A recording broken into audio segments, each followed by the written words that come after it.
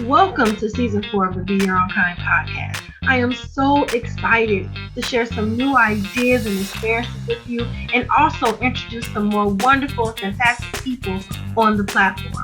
Be sure to visit our site, www.beyourownkind.com, to be able to keep up with the latest news and the latest blogs and content. Also, we have a Facebook community that involves giveaways, touch base, and exclusive deals.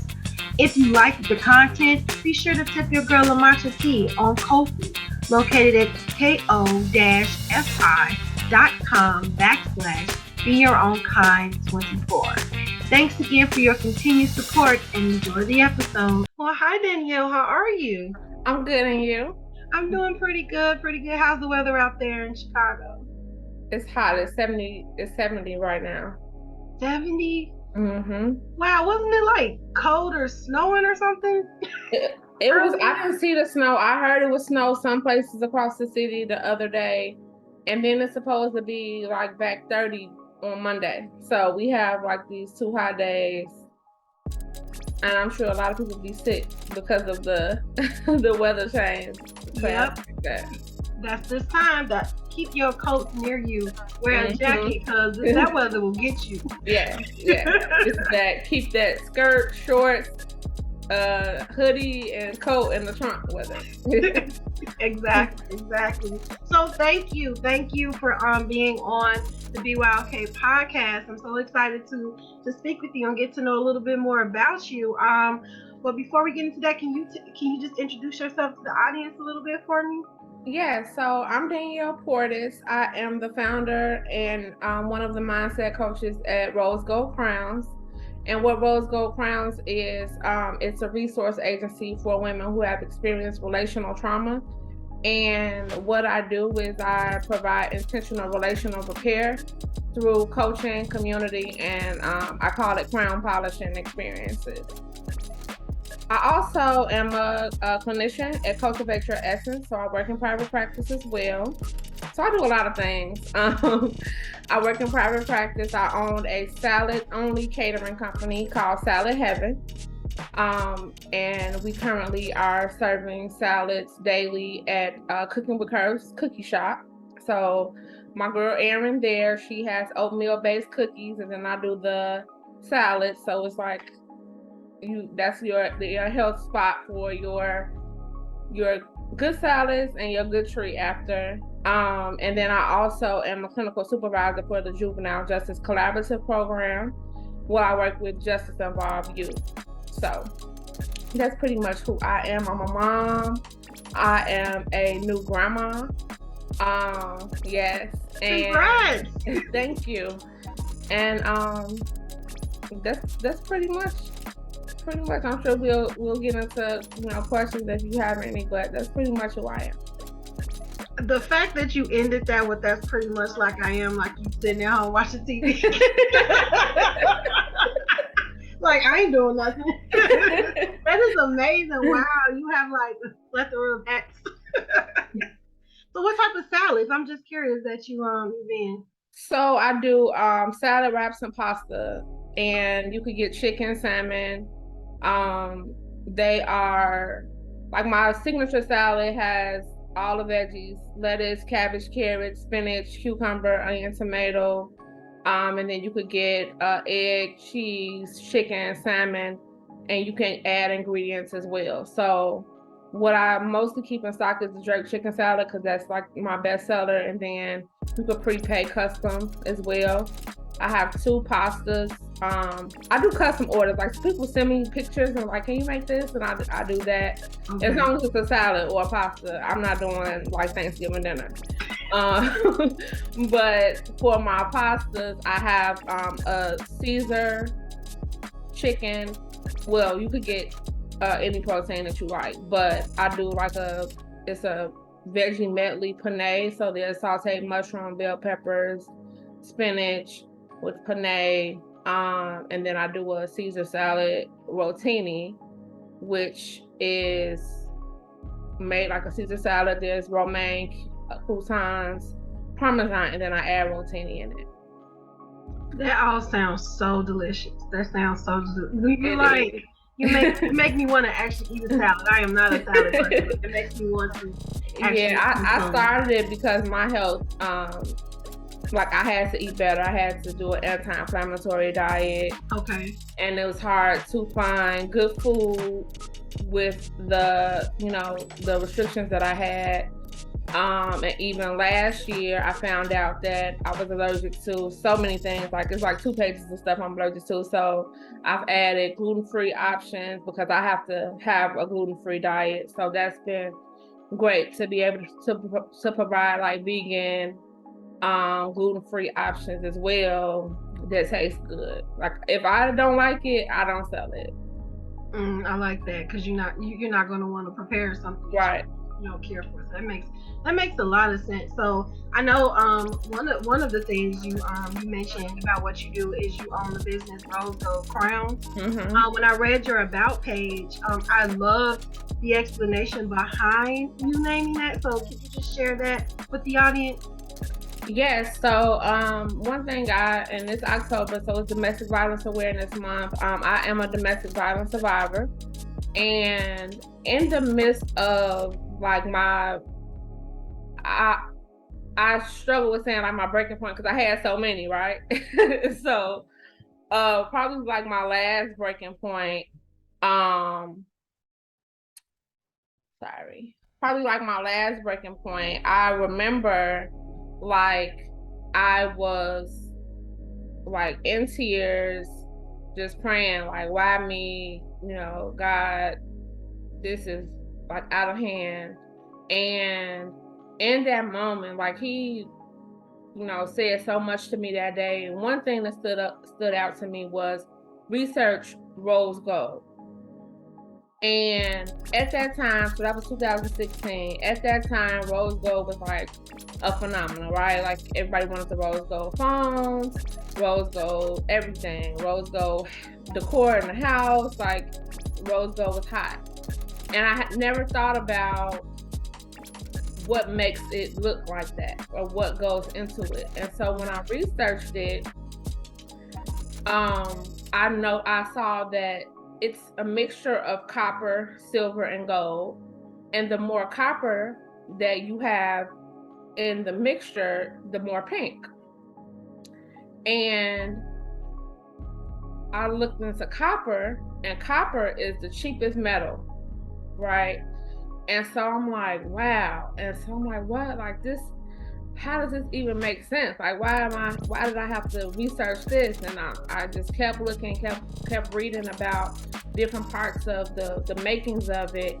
And I'm like, wow. So I remember seeing something, and it was talking about how copper is the cheapest metal, but it's using so much. Like it's using like electricity, it's using, rose gold.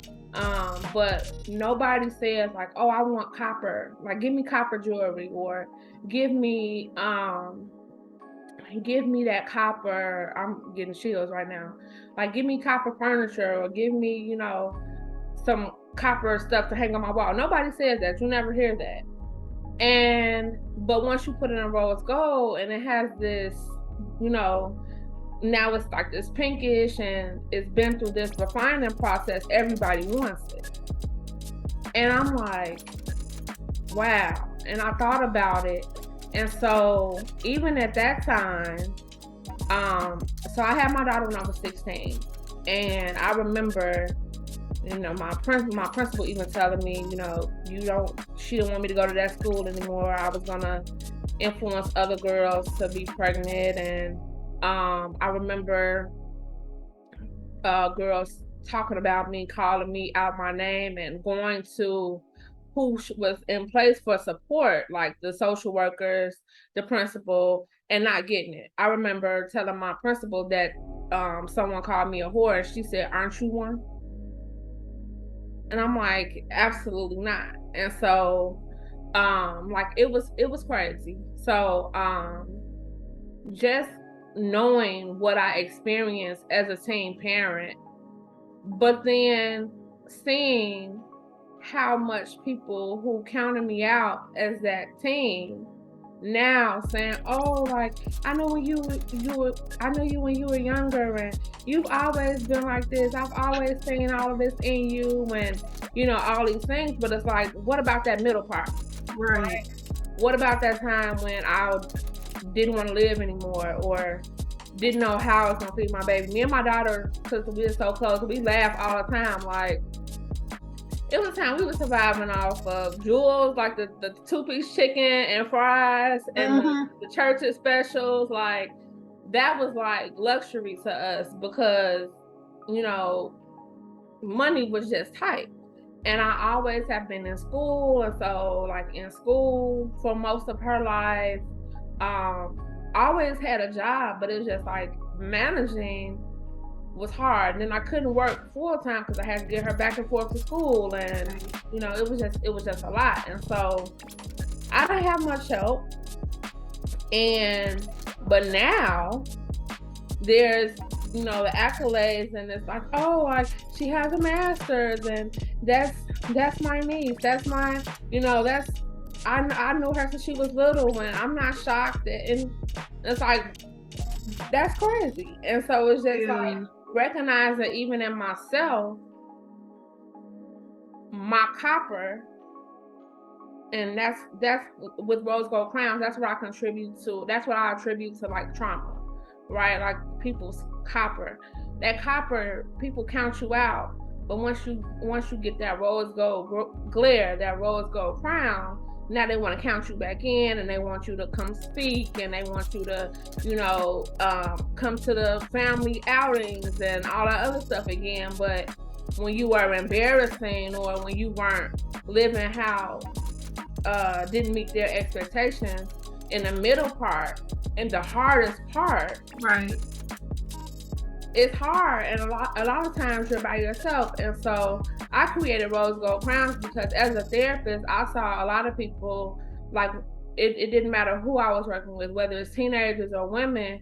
When you are experiencing that evolution, you lose people, you outgrow people. Sometimes I have to tell kids, like, you've outgrown your parents. Like, their parents gave you the best that they had, and now you're equipped with things that they don't even have. And so when you're ready, you can have some grace to kind of teach them how to treat you, but that's your choice, and you do that in your own time. And so I created Rose Gold Crowns to be able to provide that community piece, provide those like workshops where I teach relational skills, or how to communicate with people you love, how to set boundaries and maintain boundaries, or dealing with the guilt that comes with isolation, or survivor's remorse, things like that are common. It doesn't matter who you are or what you've been through. There's a lot of commonalities that we have, and I like to put those women in the same room to just say, like, hey, like, everybody in here, mom, get on their nerves. It doesn't matter if you got. I just put up a post, and I just put up a post earlier today, and I said the best thing about my Queensgiving dinner that I have every year is, like, you never know who's homeless at the time, or who has 7 properties, or who is the doctor, or like, nobody's saying, like, call me Dr. Danielle, or, you know what I'm saying? Like, you don't know who's a doctor or who's studying for their GED, and we're all sitting at the table, we're all eating, having a great time, being poured into. And it's a place where titles don't matter, and neither does what led you there. Like, neither does your copper. And so when I have like my different workshops and things like that, I think about, what do they need in the middle, like during the hard part. Right. When you are experiencing trauma, oftentimes it doesn't seem like this is trauma, or this is something that I need to heal from or break away from. So I'm not so much trying to reach people while they're still in it, but once they get out and they lose the people that they thought would change for them, or didn't know that would betray them or lose best friends and partners and family and things like that. That's where I come in with my community, and we just love on them. I love that. I love that. You just said so much in that, because it seems like people want to be a part of the end, but not the middle, which you said is the meat. That's the struggle. Nobody wants to be a part of the struggle. Instead, is sit there and watch me struggle and talk about me as I struggle, instead of extending your hand for help. How when you were pregnant, it's like, I can't. First of all, I'm so sorry that people thought it was comfortable to talk to a child like that. What I commend you on is you overcame that, and and your child is older now, and you're into your business and things of that sort, and you don't even know, and maybe you do, how inspirational that was to your child to watch you persevere even without help and even against all odds. Growing up, I feel like we were kind of taught like getting pregnant was the end of the world. Like that's the worst thing, and at this age, it's like that is not even the tip of the worst thing that ever happened to me. So I always thought a baby should have been a blessing, but growing up, that was the same type of rhetoric. Like if you have a baby, it'll ruin your life, and it's just like, okay, but I was once a baby. Like did I particularly do that life? It made me think that, like, so did I ruin your life? Like, but I don't think people pay attention to words. They mean things, and like you said, like when you're going through things, you don't think it's affecting you until you're out of it, and you're just like, why do I feel this way? What is this? What is this? And it's connected to something that has happened in the past that is now you feel you need to heal from, because you didn't know that. I'm saying it, but you get what I'm saying. So kudos to you also for getting out of a domestic violent relationship. Like what was the moment that you realized that you needed to get out of that relationship?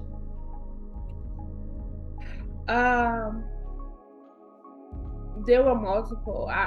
It was a consistent, like I knew it wasn't right.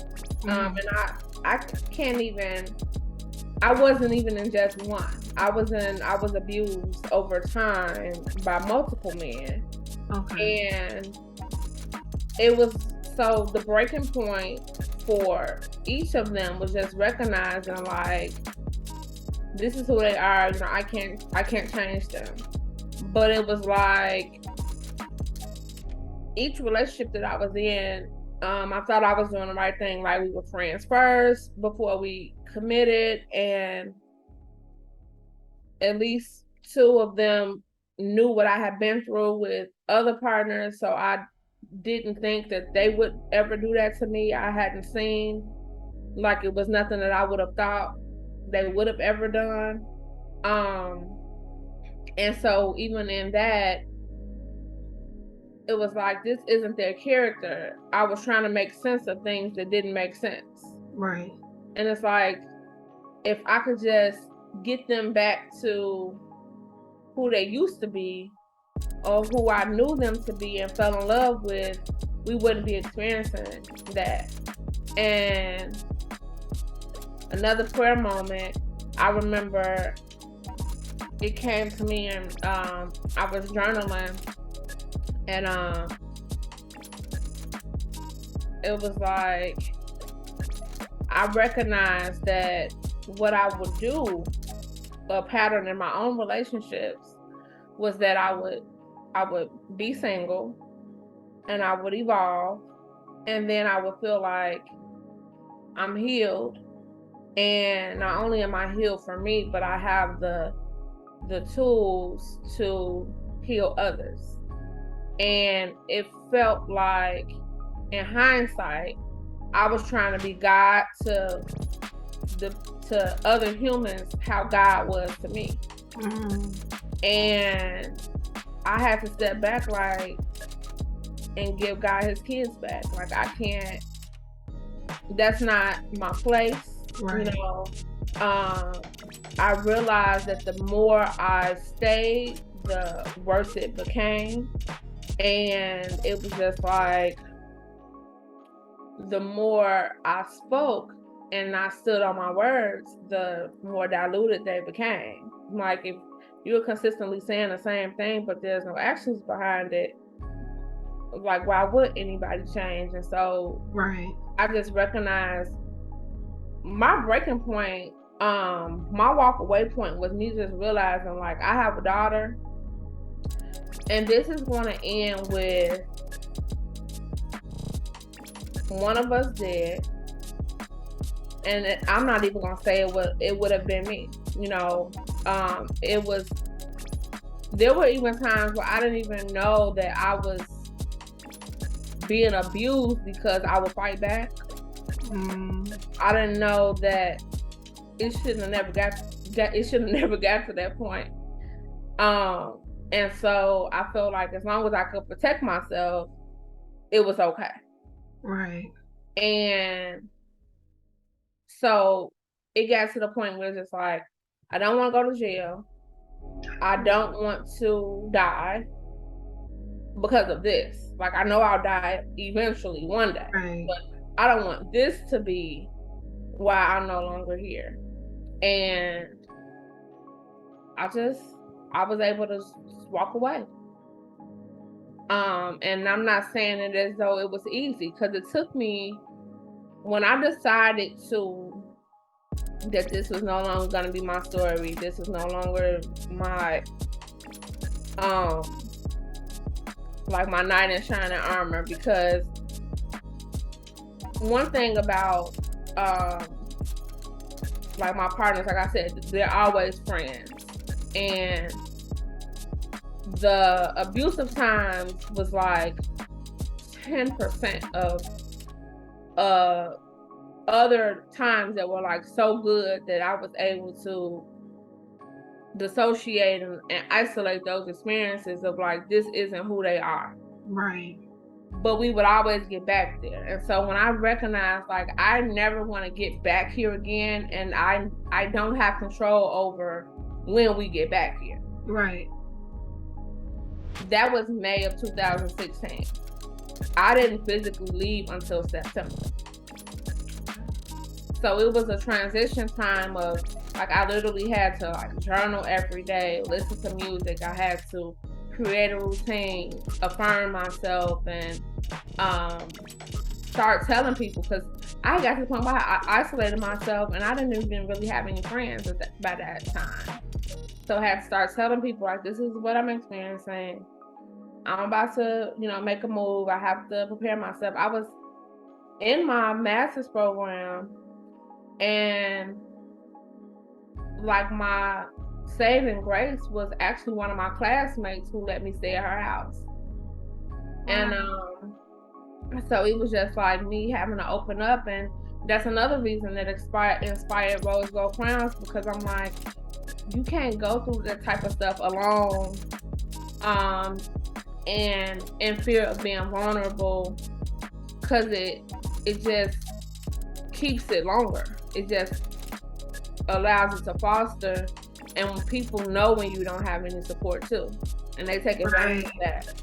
Right. And so I think it's really important that, we have allies, even if you're telling friends, like, I don't feel like talking. I want you to know I'm going through this. I don't feel like talking. I don't want your advice. I'm not looking for support right now. Because you got to be specific with people, right? I deal with a lot of people that are angry at things that they didn't teach people how to treat them. And so it's like, you got to tell people, like, I'm going through something. I don't need feedback. I'm not asking for advice. I don't need no money. I just want you to know. So I'm not holding this in. I have to tell somebody. And those were the things that I had to do myself in order to will myself out of that situation. Wow, that is such a powerful testimony. I'm wondering, you seem like you give a lot of mercy and grace, and I'm wondering if you're like that based off of, like, you're growing up and not getting mercy and grace. And I think that's why your heart is probably so open, because you know how that feels to be alone. I don't think so. I think my mother gives a lot of mercy and grace. Oh, okay. Probably too much. Okay. Cause I even, I was literally just thinking about that the other day, and I was like, cause a lot of times I'm thinking like I just naturally compare myself to like different things in my clients' experience that are similar to things I experienced, and I wonder like, did we get there the same way? Because how you got there, may be different, but sometimes we just end up in the same place. And so I was thinking about my childhood, and I was like, what happened that led me to be like so giving, so forgiving, and things like that. And even talking to like because I'm still close with a lot of like elementary school teachers and things like that. And they even remind me, because I remember telling my 6th grade teacher that I had a daughter. My daughter's 19 now.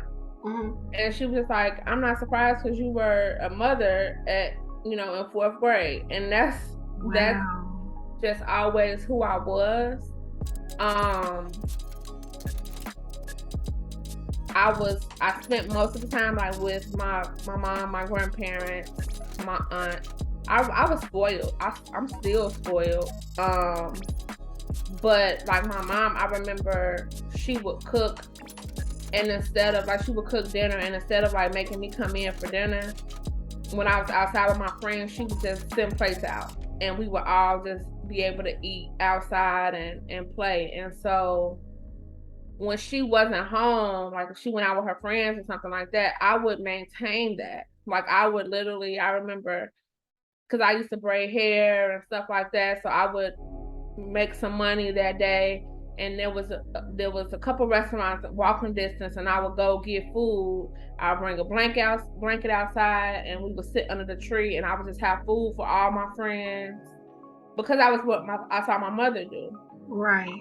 I grew up, my grandmother did a lot of big dinners. We didn't even have a huge house. People would be on the stairs, sitting on the floor, and both of them know how to cook. I know how to cook, and so I always have people over. I feed. If you come over my house, you're gonna eat. Like so, it's just like I was just raised seeing that. Okay. My aunt Tish, she was like the family babysitter. She died at like 93, and up until probably 91, if you had a child, like you knew that was the babysitter. Like that was all the kids, all the cousins would be at her house. The neighbors' children. She never had children, and so she was just like the family babysitter. So I would see her pick things from her garden to make a meal. Like our meals didn't even match. We would be eating like hot water cornbread, hot dogs, squash from the garden, but it was like she put things together to stretch it for everybody at a low cost. And so just like seeing things like that and seeing how people are loved, how people are able to grow while being loved or because they were loved. Like I've always wanted to make sure that I provide people that same love, but I have to recognize that people don't always value that. Right, they take advantage. Some people take advantage. Yes. Yeah, not everybody. And so it's challenging, but like I vow to not let those people who take advantage harden me. Right. But just strengthen like my own boundaries and my like dismissal process. Like I recognize like you can't handle this love, so you go that way, but it doesn't stop me from loving or giving that grace and mercy. And I love that, because that stops you from being a better person too. Mm-hmm. Yeah, strengthening that discernment is very important. And there are people that prey on vulnerable, and vulnerable has such a negative connotation to me, like, and it's not really, because to be open in life is how you really live, right? Mm-hmm. It's just who you allow in that space that's important. So the fact that even when unfavorable things happen to us, and we're still open to the world and still leaving ourselves vulnerable, I think that's a superpower. because it takes strength to open back up when you've been hurt versus just staying closed up forever. Right. So I think that's a dope quality. So thanks for and you know what, talking to you makes me understand more about Queen's Giving. Okay. Yeah, it kind of ties in because you grew up in a like a sisterhood essentially. Now, like, and food was a part of that celebration. So I do want to get more into that, but before we get more into that, I'm going to stop right here and we're just going to hear from our sponsor, BetterHelp, and Danielle and I'll be right back.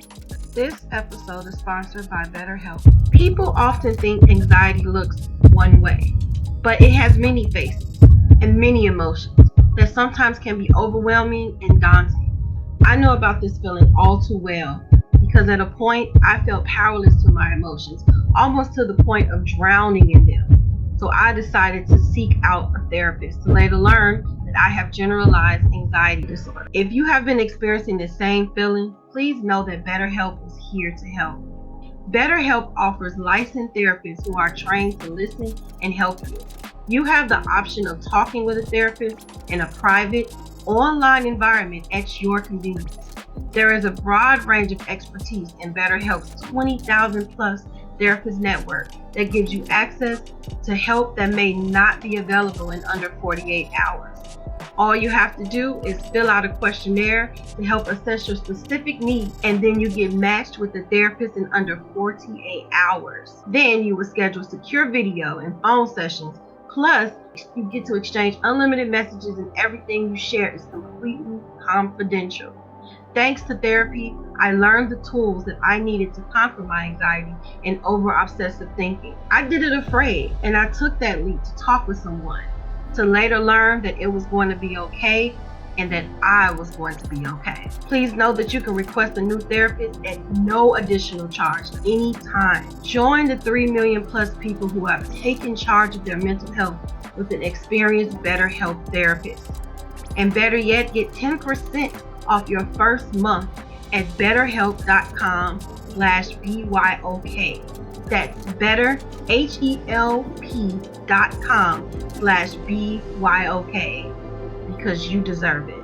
Okay, we are back with Danielle, and before the commercial, we were about to get into Queen's Giving.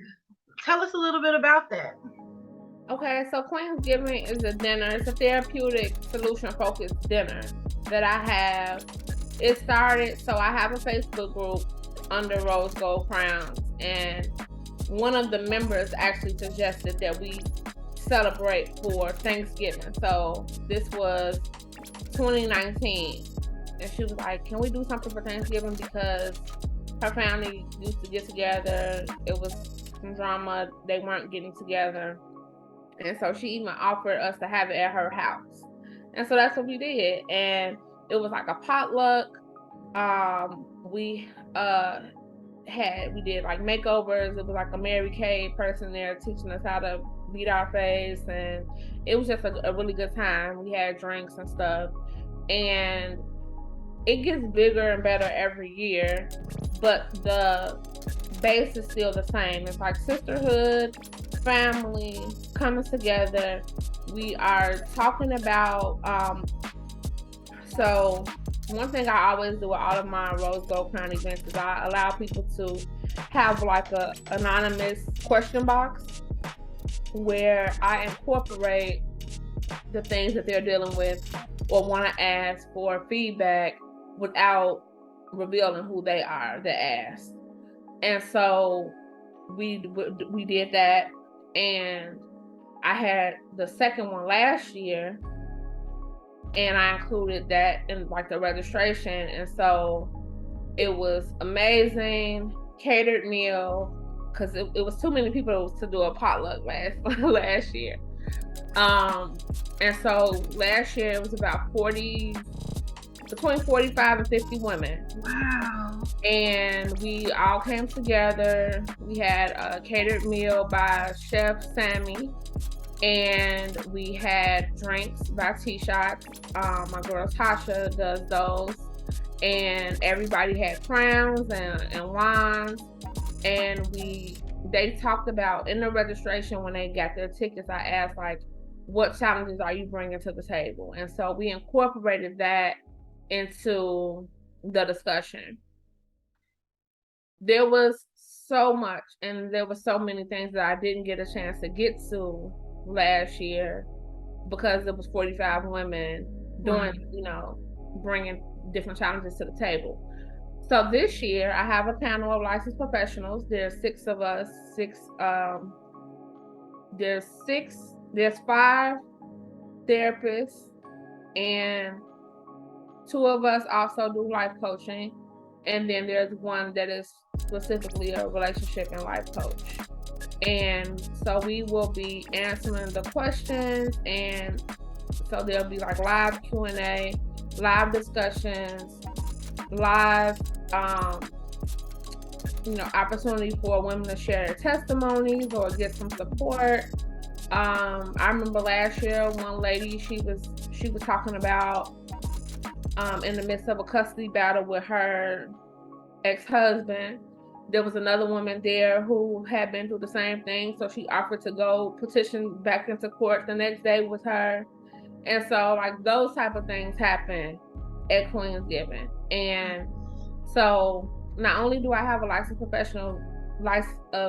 team of licensed professionals that will be there to answer questions and provide support this year, but I'm also going to have a magazine that each guest will have that answers all of the questions that won't be incorporated into the discussion. So that way everybody will get their question answered and have those resources, whether they wanted to ask a question or not.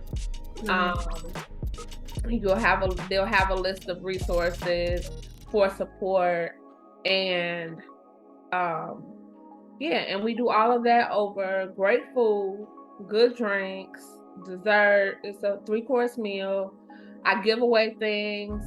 I don't know what I'm giving away this year.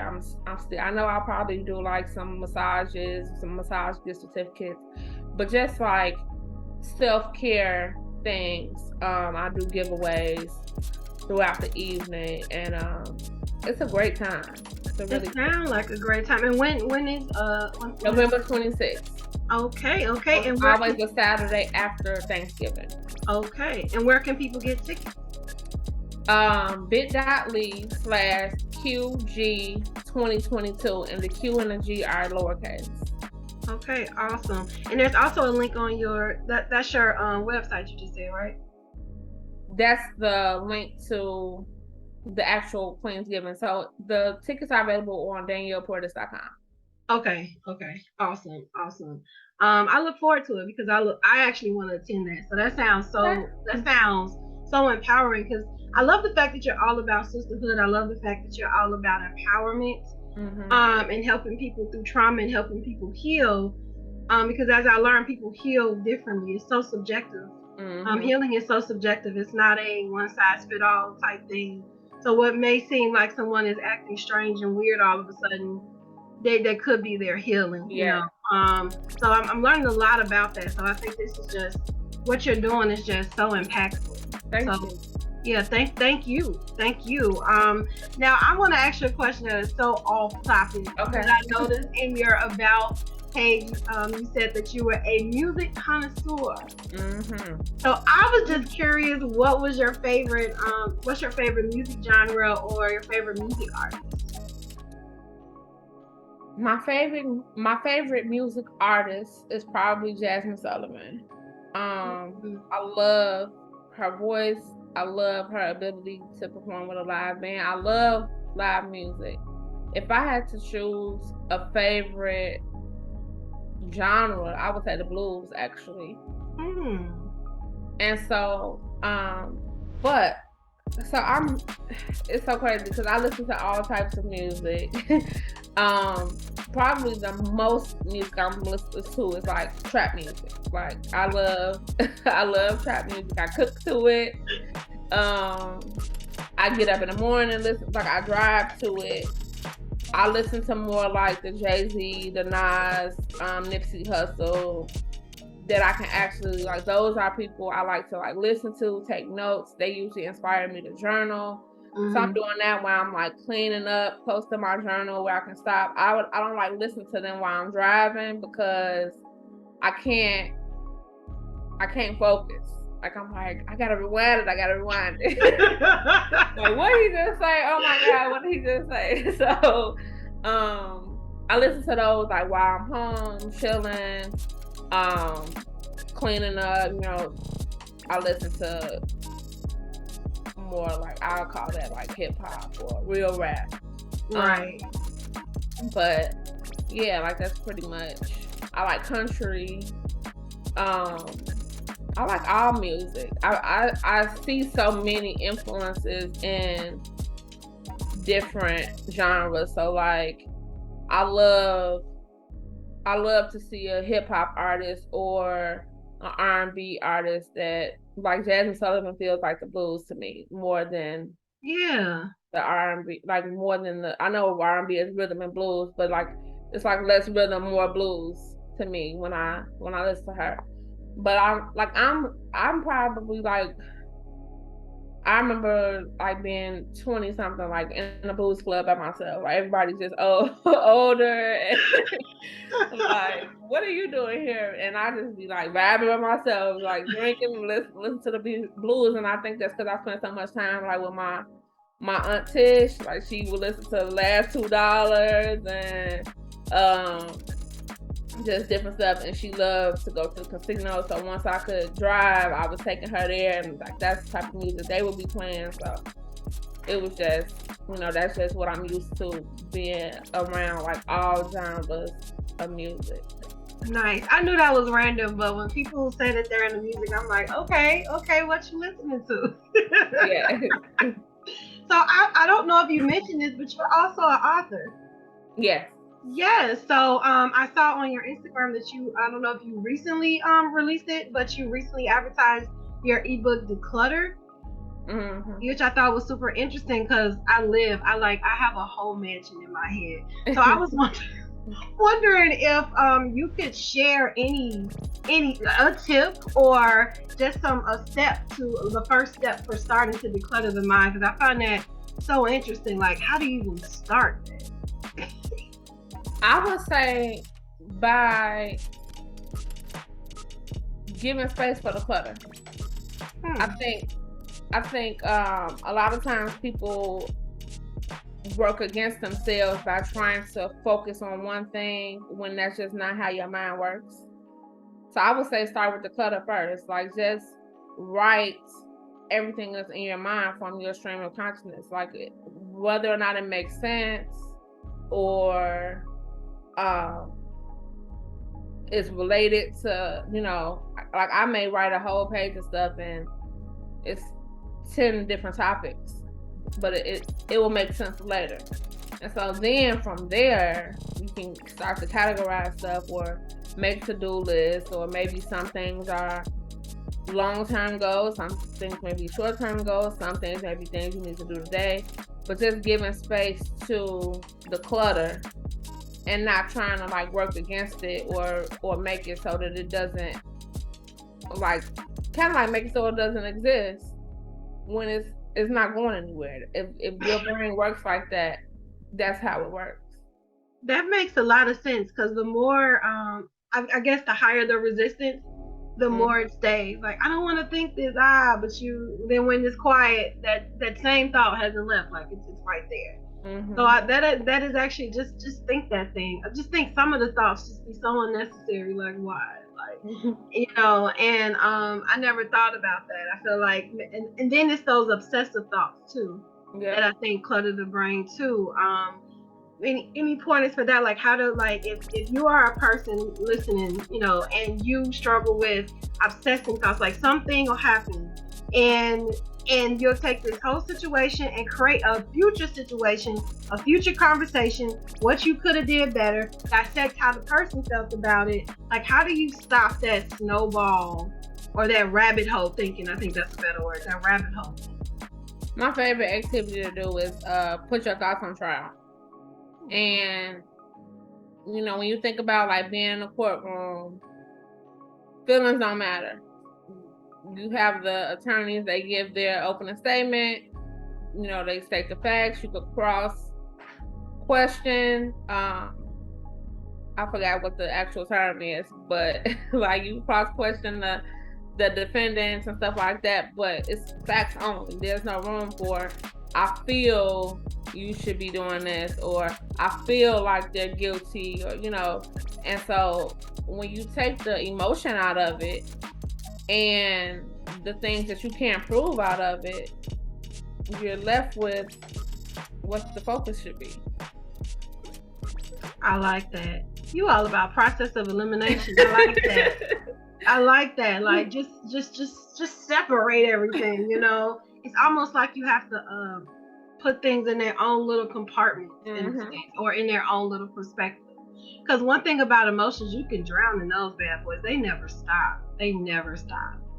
And they skew reality every single time. Mm-hmm.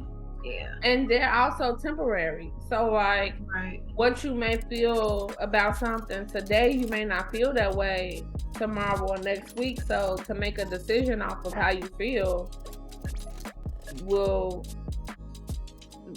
sometimes not lead you in the best direction. I like that. Okay, wise Danielle.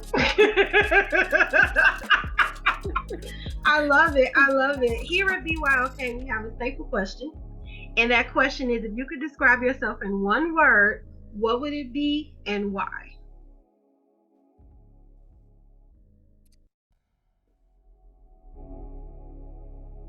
I would describe myself as creative. And I think at the root of all that I do, that's what makes me stand out.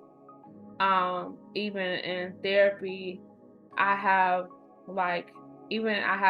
fellow therapists who reach to me for like creative ways to reach their clients, or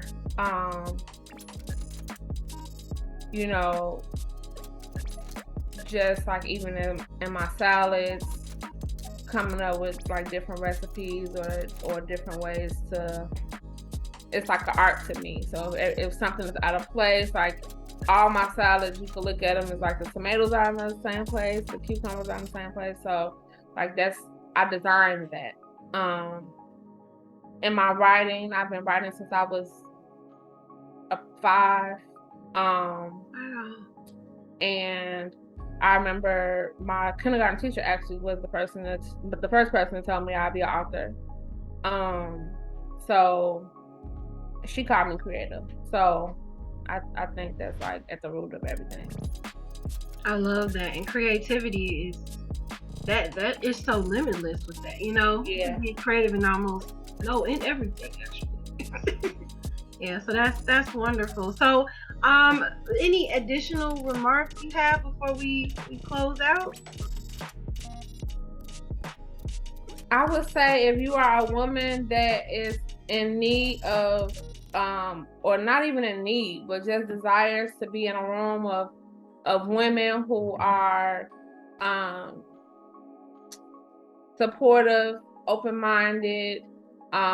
One of my Rose Gold Crown girls, she always refers to the women in the community as we are all good girlfriends. So if you want to be around some good girlfriends and have a great time and also be poured into, make sure you're at Queensgiving, and you can get those tickets at DaniellePortis.com. And another way to connect with me is Danielle at RoseGoldCrowns.com. So if you ever need to, want some resources, have a question, want to get signed up for counseling or coaching, like that's the entry point that I can always be reached at. Perfect. Danielle, you have just spread so many seeds of knowledge and wisdom during this episode, and I'm just so grateful that you're on our platform and that you and just what you do. It's the saying I always see, like if you want something to change, you be the change, and I feel like that's what you are. You are the change. Thank you. And I just want to say thank you for pouring into others and helping people to heal. for helping people to heal, because that's so important. I even heard this on a YouTube channel, and let me know your thoughts about this statement. I know we said we was about to go, but I keep talking. She said, "Don't listen to your gut until you heal." What do you think about that statement? I don't agree. Okay. Why not?